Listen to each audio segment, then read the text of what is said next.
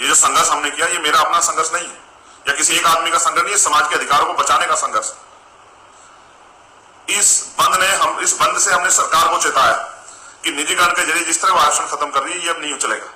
ठेकेदारी, lateral entry, संविदा, outsourcing के जरिए जिस तरह से सरकारी नौकरियों को खत्म किया जा रहा है, ये अब नहीं चलेगा।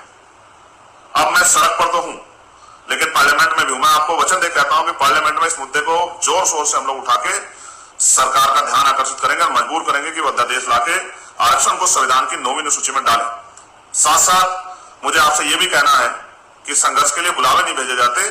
अभी प्रथम चरण खत्म हो गया। आज मैं अपने साथियों से कहना चाहता हूं देश भर के कि वो कल से ही मीटिंग स्टार्ट कर दे। 11 सितंबर को हमें दिल्ली में अपना शक्ति प्रदर्शन करके समाज का जो है की ताकत जो है, समाज का जो बल है, समाज का जो आक्रोश है, समाज की जो चिंताएं हैं, उसको भी हमें दिल्ली के पटल से सरकार के सामने रखना है। समाज ने बंद बुलाया, हमने गंभीरता को जांचा, एक एक चीज पर नजर बना के रखी, पॉइंट टू पॉइंट सब चीजों को किया, तमाम चीजों का प्रयास करके, संकलन करके, तमाम वार रूम बना के, वो नंबर जारी करके, सब कुछ करके हमने कोशिश की कि आंदोलन सफल हो। हमारी फर्स्ट प्रायोरिटी ये थी कि आंदोलन सफल हो। अब मैं आपसे ये कहना चाहता हूं कि अब आपको पुनः कमर कसनी पड़ेगी। मैं भीम आर्मी आजाद समाज पार्टी के बहादुर साथियों से कहना चाहता हूं, अभी से आप व्यवस्था कर लें। 11 सितंबर को हमें केंद्र की सरकार को और स्टेटों की सरकार को ये बताना है कि वो दिन चले गए जब हमारे अधिकार, पूरे के पूरे अधिकार हमें डकार ले जाते थे और हम लोग चुपचाप मायूसी से दूर खड़े होकर देखते रहते थे। वो दिन चले गए जब हमारे अधिकारों को लूट लिया जाता था, हम पे जुल्म जाती की जाती थी और हम लोग चुपचाप कोने में दुब के बैठे रहते। वो दिन चले गए। अब जो नई जनरेशन है वो अपने अधिकारों को इतनी आसानी से नहीं जान देगी। आज मैंने किसी से कहा भी और मैं आपसे भी कह रहा हूं, क्या कभी आपने 2014 से पहले सुना था कि कमजोर वर्ग के लोग अपने अधिकारों के लिए भारत बंद करते थे? ये नई ऊर्जा जो है, ये जो नया बल पैदा हुआ है समाज में, ये भीम आर्मी के नौजवान साथियों के संघर्ष, उनके समर्पण, उनके संकल्प और जो दिल में उनकी आग लगी है बहुजन महापुरुषों के सपनों को पूरा करने के लिए, ये उसकी देन है। आज बहुत सारे कर्मचारियों ने मेरी अपील के बाद छुट्टी ले लेके भी इस बंद में शामिल होने का काम किया। उन्होंने भी अपनी सामाजिक जिम्मेदारी को निभाया। मैं उनसे भी कहना चाहता कि अब कमर कसने का समय आ गया है। ये अधिकार मांगने से नहीं मिलेंगे। एक तरफ हम राजनीतिक शक्ति बना के इन अधिकारों को आप तक पहुंचाने का काम करेंगे, आपके दरवाजे तक लाने का काम करेंगे, बुनियादी सुविधा आप तक पहुंचाने का काम करेंगे, आपके आत्मसम्मान की, आपके अधिकार रक्षा करने का काम करेंगे। दूसरी तरफ समाज से भी मैं अपील करता हूं कि वो भी अपनी शक्ति को अब समय समय पे उसका प्रदर्शन करे। एक बार भारत बंद करना पड़े आपके अधिकारों के लिए, 2 बार करना पड़े, 10 बार करना पड़े, हर महीने करना पड़े, हर साल करना पड़े, हर हफ्ते करना पड़े, लेकिन किसी भी कीमत पर आजादी के 75 साल बाद भी हम लोग बुनियादी सुविधा से वंचित होकर जीवन नहीं जिएंगे। मैं गांव देहात में जाता हूं तो लोगों के दर्द को देखता हूं, भूखे पेट देखता हूं, घर के टूटे हुए घरों की छतें देखता हूं, मैला मटमैला पानी, जैसे नाली का पानी होता है ऐसा पानी पीने के लिए मजबूर लोगों को देखता हूं। बीमारियों से सड़क पर, घर में मरते लोगों को देखता हूं, अस्पतालों में मरते देखता हूं। मैं जाता हूं अपने क्षेत्र में भी अस्पतालों में निरीक्षण के लिए। मैं उनसे एक ही बात कहता हूं, उसको ठीक करो, गरीब आदमी आता है। मैं पैसे की कमी में लोगों के उजड़ते सपनों को देखता हूं, अपने नौजवान भाइयों को देखता हूं, रोजगार की कमी के कारण उनकी तकलीफों को देखता हूं। मजदूर को मजदूरी मांगने पर मरते हुए देखता हूं, मुझे रखने पर अपने लोगों की हत्या होते देखता हूं, न्याय मांगने पे पुलिस द्वारा लाठियों से पीट के जेल बंद करके छोटे मुकदमे में जेल में सड़ते अपने लोगों को देखता हूं। मैं सड़क पर बिलखती हुई अपनी बच्चियों को, उनकी लुटती आबरू को देखता हूं। मैं माओ के मिटते सिंदूर को देखता हूं। मैं बहनों की उजड़ती जो है, माओ की उजड़ती कोख को और बहनों के उजड़ते हुए घरों को देखता हूं। बहुत तकलीफ होती। सब कुछ होते हुए भी आज भी हम पे होने वाला जुल्म कम नहीं हुआ और जो अधिकार हमें बाबा साहब अम्बेडकर ने संघर्ष करके दिलाए, उनको लगातार सरकारें खत्म करने का काम कर रही है।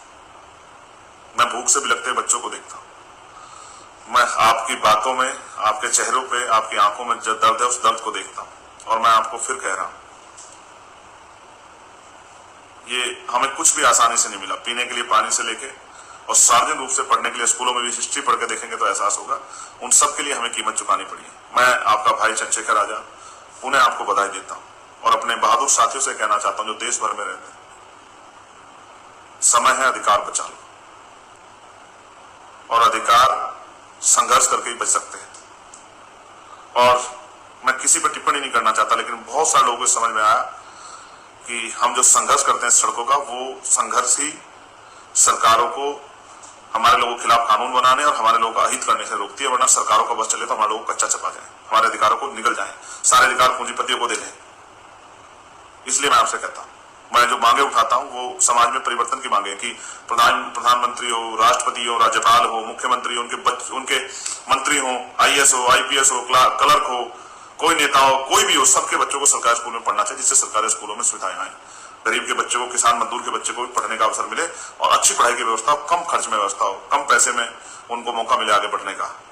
और ऐसे ही कोई भी अधिकारी हो, कर्मचारी हो, नेता हो, अभिनेता हो, मुख्यमंत्री हो, प्रधानमंत्री हो, राष्ट्रपति हो, राज्यपाल हो, मंत्री हो, कोई हो, IAS हो, IPS हो, वकील हो, जज हो, सबके बच्चों को जो सरकारी सुविधा ले रहे हैं, उनका इलाज बीमार होने पे सरकारी अस्पतालों में नेताजी का भी, अभिनेता जी का भी, अधिकारियों का भी, उनके बच्चों का भी होगा। तब तक सरकारी अस्पतालों में, जब तक ये काम नहीं होगा, तब तक सरकारी अस्पतालों में अच्छे इलाज की व्यवस्था नहीं होगी। मैं पुनः आपको याद दिला रहा हूं, तारीख क्या है? 11 सितंबर। आपने हर आंदोलन में मेरी बात के साथ खड़े होकर मुझे ताकत देने का काम किया, मेरी बात के साथ खड़े होकर इस देश को बहुजन समाज की ताकत का एहसास कराने का काम किया। मैं आपसे अपील करता हूं, आज से ही अपनी डायरी में नोट कीजिए कि 11 सितंबर दिल्ली, और दिल्ली को यह बताना है कि हम अभी जिंदा हैं और इस तरह से इतनी आसानी से अपनी आंखों के सामने अपने अधिकारों को जाने नहीं देंगे। दिल्ली में बैठी सरकारें याद रखें, स्टेटों में बैठी सरकारें याद रखें, जो लाठी मेरे लोगों पर चली, एक एक लाठी का हिसाब होगा। ये बात मेरी आप याद रखना। मैंने सुबह भी कहा था, कल भी कहा था, अगर कोई सरकार हमारे लोगों पर लाठी चलाएगी तो उसका तख्ता पलट करने का काम, उसकी कुर्सी खींचने का काम, उसको जमीन पे पटकने का काम उस सरकार को हम लोग आने वाले कल में करेंगे। और मैं आपसे आग्रह करता हूं, अब तो जागो प्यारो, अब तो नींद से जागो, अब तो आंखें खोलो। अब तो देखो कौन संविधान के इस तरह संविधान लेके आपके लिए घूम रहा था, ये कहते हो कि संविधान बचाना, आरक्षण बचाना, लेकिन आपको समझ आया जब आपके अधिकारों की रक्षा की बात आएगी तो आपको खुद लड़ना पड़ेगा। आज भी तो आप खुद ही लड़े हो ना। कोई नेता जो संविधान बचाने के वादे करके, दावे करके आपके बीच घूम रहा था, आया क्या कोई? मैं किसी को बुरा नहीं कह रहा हूं, मैं तो आपको जगाने के लिए हूं और आप सब जानते हैं। 4-4 गोली मैंने इसलिए खाई क्योंकि मैं सच्ची और कड़वी बात कहता हूं। इन नेताओं का बस चले, जो नेता यहाँ दिल्ली में बैठे हैं, इनका बस चले तो मुझे अगले दिन का सूरज ना देखने दें, क्योंकि इनको लगता है कोई है जो खड़ा हो गया गरीबों के लिए। इनके झूठ और गरीबों की तकलीफों के बीच, जो इनके झूठ को बेनकाब करता है, गरीबों की लड़ाई को पार्लियामेंट में भी मैं सड़कों पर उठाता। मैं मेंबर ऑफ पार्लियामेंट बनाऊं, लेकिन मैंने अपने तेवर नहीं छोड़े, मैं लड़ना नहीं भूला, मैं सड़कों का संघर्ष नहीं भूला, मैं तपती गर्मी में आंदोलन करना नहीं भूला, मैं कई किलोमीटर नारे करते हुए अपने लोगों को जगाना नहीं भूला, गांव जाके लोगों को समझाना नहीं भूला, मैं संघर्ष करना नहीं भूला। मैं आपका आजाद हूं, मैं आपका चंद्रशेखर आजाद हूं, इसलिए आपसे कह रहा हूं। मैं आपका सिपाही हूं, मैं आपका कार्यकर्ता हूं, इसलिए आपसे कह रहा हूं। कोई दिखा आपको कि हमें संविधान बचाना, देश बचाना, कोई दिखा आपकी लड़ाई में आगे खड़ा होता हो कि आप मत जाओ, हमें? ये आपकी लड़ाई है सर। जब आपके अधिकारों की बात होगी तो आपको खड़ा होना पड़ेगा। आप किसी को वोट दे दो, कोई फर्क नहीं पड़ता किसी को, जैसे उनका मतलब निकलेगा, फिर आपको अपनी लड़ाई खुद लड़नी है, आपको अपने घर की रक्षा खुद करनी है, आपको अपने ऊपर होने वाले जुर्म का जवाब खुद देना है। समझदार हो, इशारा काफी। अब तो जागो, अब तो कठपुतली मत बनो किसी की। हम लोग संघर्ष कर रहे हैं, नेतागिरी कर रहे हैं, अपने समाज के अधिकारों के लिए तो कर रहे हैं, अपने बहुजन समाज को पैरों पर खड़ा करने के लिए तो कर रहे हैं। और जब हम घर से निकलते हैं, ये भी नहीं पता कि गोलियां कहां से हमारा सामना करेंगी, जैसे हमारे अनुभव थे, फिर भी हम घर नहीं बैठे। तो आप महसूस करो कि जो लोग आपके ऐसे समय में साथ नहीं थे, वो आपके कितने थे और उनके राज में आपके हितों की कितनी रक्षा होगी। मैं एक बात और आपसे कहना चाहता हूं, मैं आज उन बहादुर साथियों को नमन करता हूं 2 अप्रैल 2018 के, जिन्होंने शहादत दी थी, और उनको भी जिन्होंने हजारों लोगों ने जेल काटी। लेकिन आज हमने कोशिश की कि कोई ऐसी घटना ना हो कि हमारे भाइयों को जुल्म सहना पड़े। ये मेरे कंधों पर जिम्मेदारी थी। मुझे भीम आर्मी आजाद समाज पार्टी के साथियों भरोसा था कि वो मेरा भरोसा नहीं टूटने देंगे। साथ साथ मैं ये भी कहना चाहता हूं कि आज जो बहादुर साथियों ने करके दिखाया देश भर में, वो उस इनकलाब का भी कोई तोड़ नहीं है। आप सच्चे सिपाही हो बहुजन समाज के, आप बहादुर योद्धा हो, आपका मुकाबला कोई नहीं कर सकता।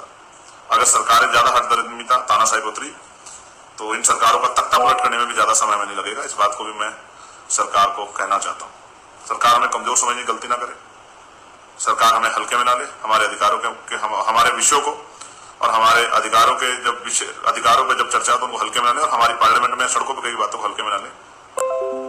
हम अब ज्यादा इंतजार नहीं करेंगे कि हमारे लोग गरीबी, बेबसी, लाचारी, बीमारी, तमाम तरह की परेशानियों में सड़ते रहे और हम लोग आपके भरोसे बैठे रहे। आपने मुझे सुना, आपने मेरी बात के साथ खड़े होकर पहरा दिया, आपने मुझे ताकत दी, आपने मेरी हिम्मत बढ़ाई। मैं आपको धन्यवाद करता हूं।